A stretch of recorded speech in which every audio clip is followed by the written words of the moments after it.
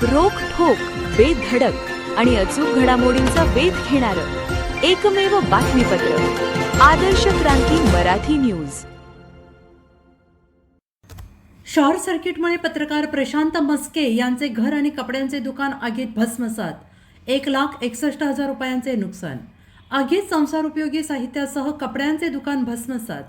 आशा worker Preeti Maske यांच्याकडील शासकीय record जळून खाक। अंबेजोगाई जवळील धावडी येथे शनिवार रोजी सकाळी सुमारे 10 वाजण्याच्या सुमारास विद्युत शॉर्ट सर्किटमुळे लागलेल्या भीषण आगीत पत्रकार प्रशांत रघुनाथ मस्के यांचे घर आणि कपड्यांचे दुकान जळून खाक झाले आहे आणि या दुर्घटनेत घरातील furniture, TV, cooler, washing machine तसेच दुकानातील साड्या आणि इतर कपड्यांसह मोठ्या प्रमाणात साहित्य जळून नष्ट झाले।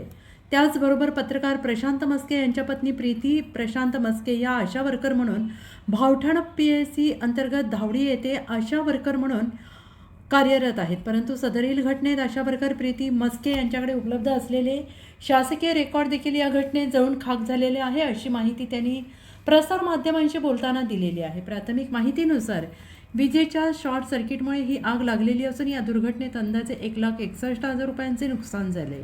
आगीमुळे घरगुती साहित्य आणि व्यावसायिक माल दोन्हीचे मोठे नुकसान झाल्याने मस्के कुटुंबावर आर्थिक संकट ओढवलेले आहे आणि या घटनेची माहिती मिळताच स्थानिक पोलीस पाटील, सरपंच, तलाठी, मंडळ अधिकारी यांनी घटनास्थळी भेट देऊन पाहणी केली, तसेच नुकसानीचा पंचनामा करून संबंधित अहवाल प्रशासनाकडे सादर करण्याची प्रक्रिया सुरू करण्यात आलेली आहे आणि या घटनेमुळे परिसरात हळहळ व्यक्त होत असून शासनाने तातडीने आर्थिक मदत द्यावी अशी मागणी ग्रामस्थांकडून करण्यात येते आहे।